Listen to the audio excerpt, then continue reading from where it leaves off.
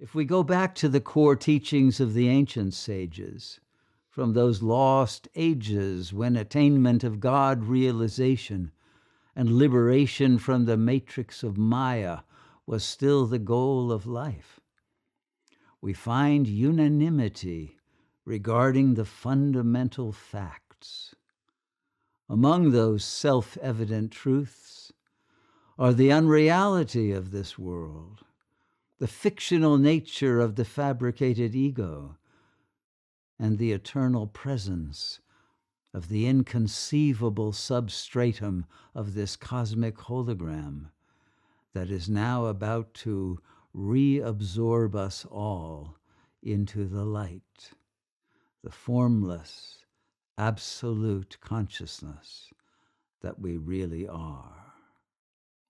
This truth is revealed only once the veil of mental chatter has been removed, and our awareness directly perceives the intense, indescribable energy and information waves, known in yogic parlance as Shakti, that are projected as mind and world. Once our will to attention has become strong enough to abide continuously in the silent, still presence of the subtle light and power of the real, we become immune to the suffering of the character we had played when still in ignorance in the matrix.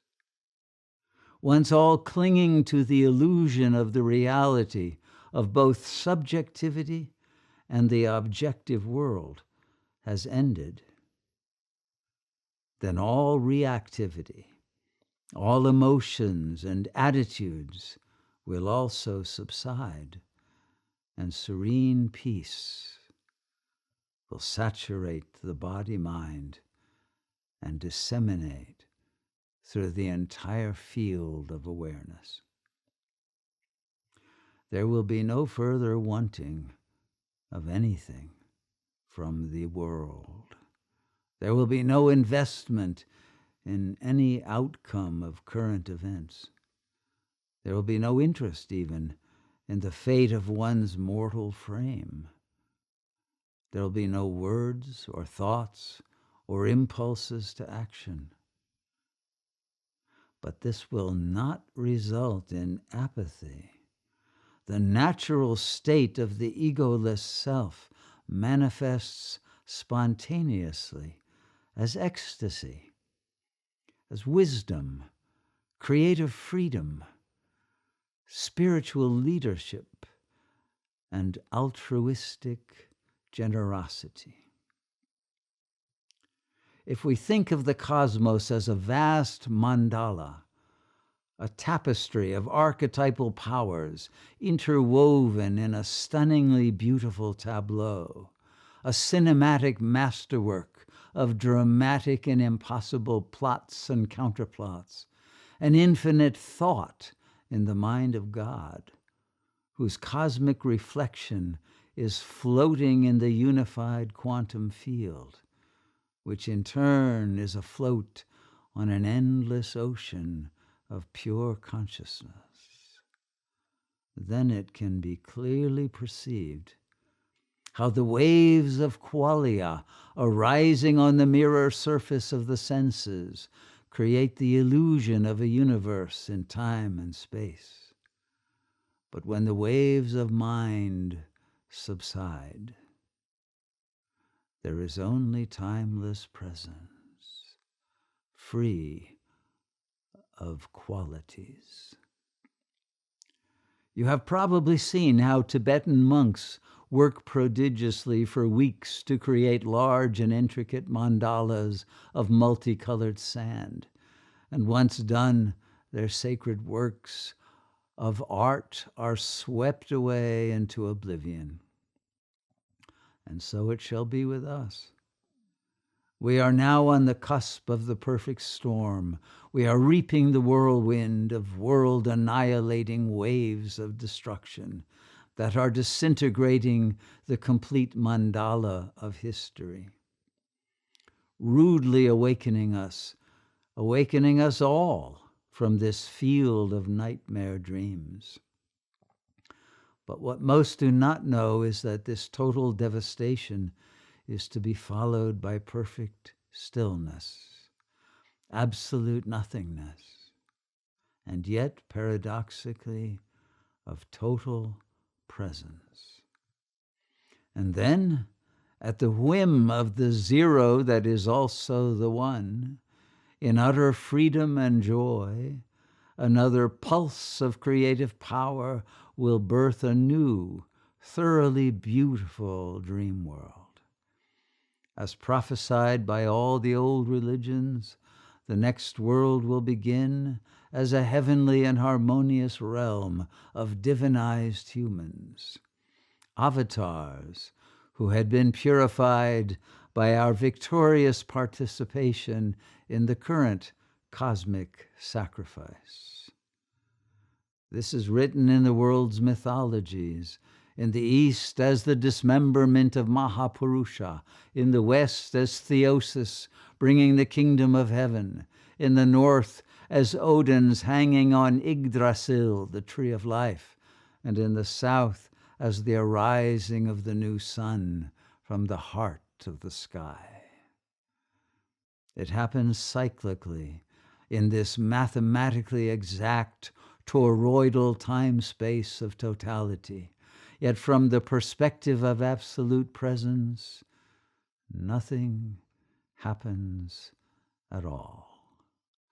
The oceanic self abides as eternal, blissful peace.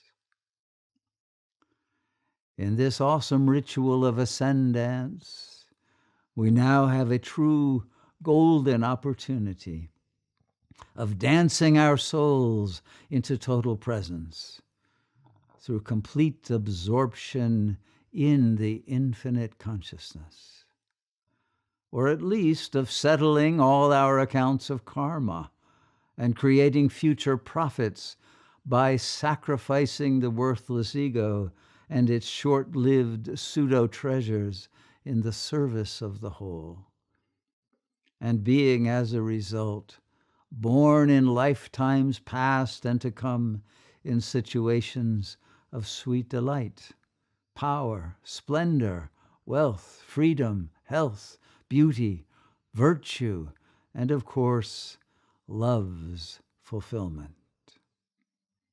Your destiny is in your own hands, determined by your own slight margin of free will. We have the freedom to choose our path and our goal. Grace is always being offered. One must only have the courage to take the leap. The highest realization is that you are already and always the absolute self. It could not be otherwise, as nothing else is real. The world of multiplicity is only the dream of a single infinite mind. And therefore we are all made of the mind stuff of God. No effort of attaining is required. Simply dropping all identification with the body and its petty ego, and abiding as the changeless awareness brings immediate illumination and sovereign power. The Mobius strip show of misery and mortality reveals itself as a mirage that forever morphs into its own reverse. The darkness becomes the new dawn. Death blossoms as rebirth. But as the eschaton rushes toward us all, we must not delay in making the decisive choice between the unreal and the real. This is the moment of truth. The real self is free. The unreal ego is chained to its agony. May you dance in ecstasy as your soul ascends to the supreme real, like the firebird soaring into the heavenly hypersphere. Swaha.